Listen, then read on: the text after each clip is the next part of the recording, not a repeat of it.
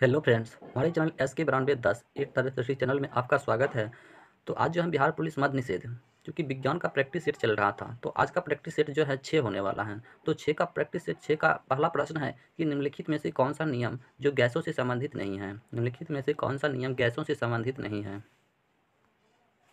तो फैराडे का नियम जो है गैसों से संबंधित नहीं है, बल्कि फैराडे का नियम जो है इलेक्ट्रोलिसिस का नियम पर संबंधित है। तो एक का सही आंसर ऑप्शन नंबर डी हो जाएगा, फैराडे का नियम जो है गैसों से संबंधित नहीं है। अगला प्रश्न है 2 नंबर। क्या है 2 नंबर? 2 नंबर में प्रश्न है कि आग बुझाने वाली गैस कौन सी है। आग बुझाने वाली गैस जो है कौन सी है। तो आग बुझाने वाली गैस जो है कार्बन डाइऑक्साइड। क्या है? कार्बन डाइऑक्साइड है। आग बुझाने वाली गैस जो है वो कार्बन डाइऑक्साइड है। तो 2 का सही आंसर ऑप्शन नंबर सी हो जाएगा, कार्बन डाइऑक्साइड। अगला प्रश्न है 3 नंबर कि निम्नलिखित में से कौन सा पदार्थ जो प्रकृति रूप से खट्टा है। निम्नलिखित में से कौन सा पदार्थ जो प्रकृति रूप से क्या है, खट्टा है। तो प्राकृतिक रूप से खट्टा है, उनकी सिरका क्या है, खट्टा है। तो 3 का सही आंसर ऑप्शन नंबर डी हो जाएगा, सिरका, जो कि प्राकृतिक रूप से क्या है, खट्टा है। अगला प्रश्न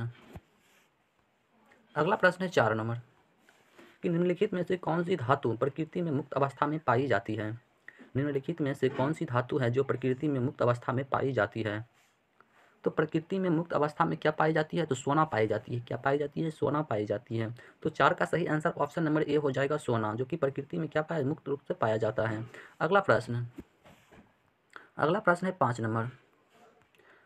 5 नंबर प्रश्न है कि बॉक्साइट अयस्क है, यानी कि बॉक्साइट अयस्क किसका अयस्क है। बॉक्साइट जो है किसका अयस्क है। तो एल्युमिनियम का अयस्क क्या होता है, वो बॉक्साइड है। क्या है, बॉक्साइड। एल्युमिनियम का अयस्क क्या है, बॉक्साइड है। तो 5 का सही आंसर हमारा ऑप्शन नंबर डी हो जाएगा, एल्युमिनियम का। अगला प्रश्न है 6 नंबर। 6 नंबर प्रश्न है कि भोपाल गैस त्रासदी में कौन सी गैस लीक हुई थी। भोपाल गैस त्रासदी में जो है कौन सी गैस लीक हुई थी। तो ये हुआ था मिथाइल आइसोसाइनाइड। क्या हुआ था, मिथाइल आइसोसाइनाइड जो है लीक हुआ था। क्या हुआ था, तो मिथाइल आइसोसाइनाइड। भोपाल गैस त्रासदी में जो है मिथाइल आइसोसाइनाइड गैस जो है लीक हुआ था। तो 6 का सही आंसर ऑप्शन नंबर बी हो जाएगा, मिथाइल आइसोसाइनाइड। अगला प्रश्न है 7 नंबर। 7 नंबर प्रश्न है कि परिस्थिति विज्ञान यानी कि इकोलॉजी किसका मतलब संबंध किससे है। परिस्थिति विज्ञान इकोलॉजी का संबंध जो है किससे है। तो इकोलॉजी का संबंध जो है कोशिका संरचना से है। किससे है, कोशिका संरचना से है। इकोलॉजी का संबंध किससे है, तो कोशिका संरचना से है। किससे है, कोशिका संरचना से है। अगला प्रश्न है 8 नंबर कि ऑन्कोलॉजी किनका अध्ययन है। ऑन्कोलॉजी जो है किनका अध्ययन है। तो ऑन्कोलॉजी जो है यह कैंसर का अध्ययन है। किसका अध्ययन है, कैंसर का अध्ययन है। वही पूछ देगा कि पक्षियों का अध्ययन क्या कहलाता है, तो ऑर्निथोलॉजी कहलाता है। क्या कहलाता है, ऑर्निथोलॉजी।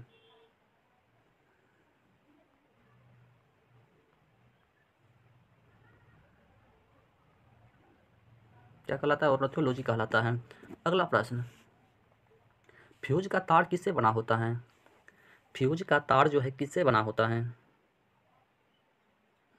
तो फ्यूज का तार जो है शीशा और टीन का बना होता है। किसका बना होता है, तो शीशा और टीन का बना होता है। फ्यूज का तार जो है बना होता है यानी कि शीशा और टीन का बना होता है। तो फ्यूज का तार किससे बना होता है, तो शीशा और टीन का बना होता है। तो 9 का सही आंसर ऑप्शन नंबर सी हो जाएगा, शीशा और टीन का। अगला प्रश्न है 10 नंबर कि मानव का मस्तिष्क लगभग कितने ग्राम का होता है। मानव का मस्तिष्क जो है लगभग कितने ग्राम का होता है। मानव का मस्तिष्क कितने ग्राम का होता है। तो मानव का मस्तिष्क जो है 1350 ग्राम का होता है। कितना होता है, 1350 ग्राम का होता है। मानव का मस्तिष्क जो है 1350 ग्राम का होता है। तो 10 का सही आंसर ऑप्शन नंबर ए हो जाएगा, 1350 ग्राम। अगला प्रश्न है 11। सूर्य में कौन सा तत्व सर्वाधिक मात्रा में रहता है। सूर्य में कौन सा तत्व सर्वाधिक मात्रा में रहता है। तो सूर्य में जो हाइड्रोजन गैस जो है सर्वाधिक रहता है। तो सूर्य में कौन सा तत्व सर्वाधिक रहता है, तो हाइड्रोजन रहता है। क्या रहता है, हाइड्रोजन रहता है। तो 11 का सही आंसर ऑप्शन नंबर बी हो जाएगा, हाइड्रोजन। अगला प्रश्न है 12 नंबर की जेनेटिक्स में किसका अध्ययन किया जाता है। जेनेटिक्स में किसका अध्ययन किया जाता है। तो जेनेटिक्स में जो है आनुवांशिकता एवं गुणसूत्र का अध्ययन किया जाता है। किसका किया जाता है? तो आनुवांशिकता एवं गुणसूत्र का अध्ययन जो है जेनेटिक्स में किया जाता है। तो 12 का सही आंसर ऑप्शन नंबर ए हो जाएगा, आनुवांशिकता एवं गुणसूत्र में जो है जेनेटिक्स का अध्ययन किया जाता है। अगला प्रश्न है 13 नंबर की कांच पर लिखने के लिए किस अम्ल का प्रयोग किया जाता है? कांच पर लिखने के लिए किस अम्ल का प्रयोग किया जाता है? तो कांच पर लिखने के लिए जो है नाइट्रिक एसिड का प्रयोग किया जाता है। किसका प्रयोग किया जाता है? नाइट्रिक एसिड का प्रयोग किया जाता है। कांच पर लिखने के लिए नाइट्रिक एसिड का प्रयोग किया जाता है। तो 13 का सही आंसर ऑप्शन नंबर डी हो जाएगा, नाइट्रिक एसिड। अगला प्रश्न है 14 नंबर कि किस पेड़ से हम कुनेन प्राप्त करते हैं? किस पेड़ से हम कुनेन प्राप्त करते हैं? किस पेड़ से हम कुनेन प्राप्त करते हैं? तो कुनेन जो है हम सिनकोना से प्राप्त करते हैं। किसे प्राप्त करते हैं? तो सिनकोना से प्राप्त करते हैं। किस पेड़ से हम कुनेन प्राप्त करते हैं? तो सिनकोना से प्राप्त करते हैं। तो 14 का सही आंसर ऑप्शन नंबर बी हो जाएगा, सिनकोना। अगला प्रश्न है 15 नंबर कि शुष्क सेल में जो ऊर्जा संग्रहित होती है वह है। शुष्क सेल में जो ऊर्जा संग्रहित होती है वह है, तो वह रासायनिक है। क्या है? वह ऊर्जा जो है रासायनिक ऊर्जा है। शुष्क सेल में जो ऊर्जा संग्रहित होती है वह ऊर्जा जो है रासायनिक ऊर्जा है। तो 15 का सही आंसर ऑप्शन नंबर बी हो जाएगा, रासायनिक ऊर्जा। अगला प्रश्न है 16 नंबर की फर्मी मात्रक है। फर्मी जो है किसका मात्रक है?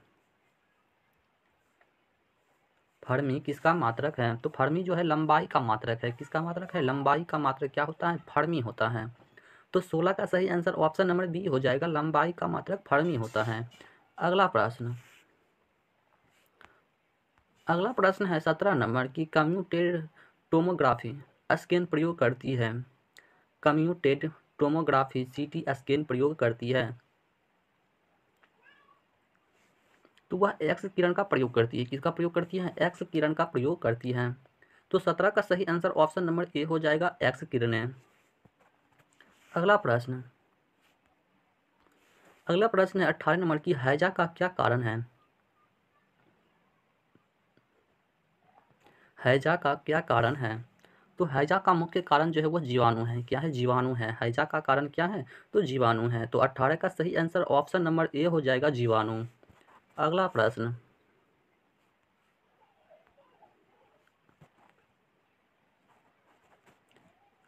है 19 नंबर कि निम्नलिखित तत्वों में किसका लवण पटाखों में रंग उत्पन्न करता है?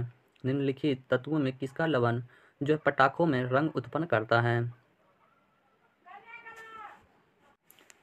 तो 19 का सही आंसर ऑप्शन नंबर सी हो जाएगा, एस्ट्राइसियम एवं बेरियम। क्या हो जाएगा? एस्ट्राइसियम एवं बेरियम हो जाएगा। तो 19 का सही आंसर ऑप्शन नंबर सी है, एस्ट्राइसियम एवं बेरियम। अगला प्रश्न है 20 नंबर कि मानव शरीर के किस अंग में यूरिया का निर्माण होता है? मानव शरीर के किस अंग में यूरिया का निर्माण होता है? तो मानव शरीर के जो है यकृत किसमें होता है? यानी कि लीवर में जो है यूरिया का निर्माण होता है। मानव शरीर के किस अंग में यूरिया का निर्माण होता है? तो वो लीवर में होता है। तो 20 का सही आंसर ऑप्शन नंबर ए हो जाएगा, यकृत। अगला प्रश्न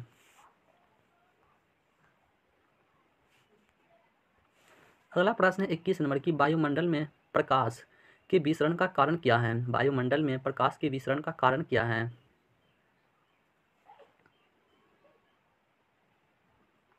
तो वायुमंडल में प्रकाश के विसरण का कारण बनता है वो धूलकण होता है। क्या होता है? धूलकण होता है। तो 21 का सही आंसर ऑप्शन नंबर बी हो जाएगा, धूलकण। वायुमंडल में प्रकाश के विसरण का कारण जो है वो धूलकण होता है। तो 21 का सही आंसर ऑप्शन नंबर बी हो जाएगा, धूलकण। अगला प्रश्न है 22 नंबर, यदि पृथ्वी का द्रव्यमान वही रहे और त्रिज्या 1% कम हो जाए तो पृथ्वी की ताप पर जी का मान क्या होगा? यदि पृथ्वी का द्रव्यमान वही रहे और त्रिज्या 1% क्या हो जाए? कम हो जाए, तो पृथ्वी के ताप पर जी का मान क्या होगा? तो 2% क्या होगा? बढ़ जाएगा। क्या हो जाएगा? 2% जो है बढ़ जाएगा। यदि पृथ्वी का द्रव्यमान वही रहे और त्रिज्या 1% कम हो जाए तो पृथ्वी का तापमान पर जो है जी का मान वो 2% बढ़ जाएगा। तो 22 का सही आंसर ऑप्शन नंबर बी हो जाएगा, 2% बढ़ जाएगा। अगला प्रश्न है 23 नंबर कि प्रकाश रासायनिक धूम्र कोहरे के बनने के समय निम्न में से कौन सी गैस उत्पन्न होती है? प्रकाश रासायनिक धूम्र कोहरे के बनने के समय निम्न में से कौन सी गैस उत्पन्न होती है? तो ओजोन गैस उत्पन्न होती है। कौन सी गैस उत्पन्न होती है? ओजोन गैस उत्पन्न होती है। तो 23 का सही आंसर ऑप्शन नंबर सी हो जाएगा, ओजोन गैस। अगला प्रश्न है 24 नंबर की, निम्नलिखित में से किसका गलनांक अधिकतम होता है? किसका गलनांक जो है अधिकतम होता है? तो सिलिकॉन का गलनांक जो है अधिकतम होता है। किसका अधिकतम होता है? सिलिकॉन का गलनांक जो है बहुत अधिकतम होता है। तो 24 का सही आंसर ऑप्शन नंबर सी हो जाएगा, सिलिकॉन। अगला प्रश्न है 25 नंबर की, MRI मशीन में किस प्रकार की तरंग का उपयोग होता है? MRI मशीन में किस प्रकार की तरंग का उपयोग होता है? तो एक्स किरण का उपयोग होता है। किसका उपयोग होता है? एक्स किरण का उपयोग होता है। तो 25 का सही आंसर ऑप्शन नंबर बी हो जाएगा, एक्स किरण। अगला प्रश्न है कि पेनिसिलिन के आविष्कारक थे, यानी कि पेनिसिलिन का आविष्कारक कौन थे? तो अलेक्जेंडर फ्लेमिंग। कौन था? अलेक्जेंडर फ्लेमिंग था। कौन था? Alexander Fleming. पेनिसिलिन का आविष्कारक कौन है? तो अलेक्जेंडर फ्लेमिंग। तो 26 का सही आंसर ऑप्शन नंबर बी हो जाएगा, अलेक्जेंडर फ्लेमिंग। अगला प्रश्न है 27 नंबर की, जब जल को 0 डिग्री सेल्सियस तक गर्म किया जाता है तो इसका आयतन डैश होता है। जब जल को 0 डिग्री सेल्सियस तक गर्म किया जाता है तो इसका आयतन जो है वो पहले घटता है, उसके बाद क्या होता है? बढ़ता है। क्या होता है? पहले घटता है और फिर बढ़ता है। तो 27 का सही आंसर ऑप्शन नंबर डी हो जाएगा, पहले घटता है और फिर बढ़ता है। अगला प्रश्न है कि निम्नलिखित में से कौन सा हाइड्रोकार्बन के अनुभार को बढ़ाते हुए क्रम में बताता है? निम्नलिखित में से कौन सा हाइड्रोजन गैस के अनुभार को बढ़ाते हुए क्रम में बताता है? तो मीथेन, इथेन, प्रोपेन एवं ब्यूटेन बताता है। तो 28 का सही आंसर ऑप्शन नंबर ए हो जाएगा। अगला प्रश्न है 29 नंबर की, किसी परमाणु में उप कक्षाओं की ऑर्बिटल के भरने का क्रम किसके द्वारा निर्धारित होता है? किसी परमाणु में उप कक्षाओं की ऑर्बिटल के भरने का क्रम जो है किसके द्वारा निर्धारित होता है?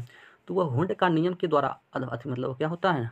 हुंड का नियम के द्वारा भरने का क्रम जो है निर्धारित होता है। तो 29 का सही आंसर ऑप्शन नंबर सी हो जाएगा, हुंड का नियम।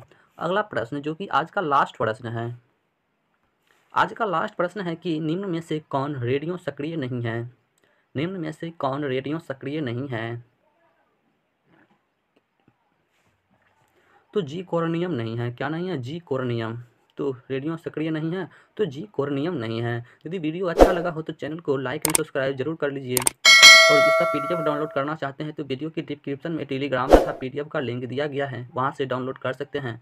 तो मिलते हैं अगले वीडियो में, तब तक के लिए जय हिंद, जय भारत।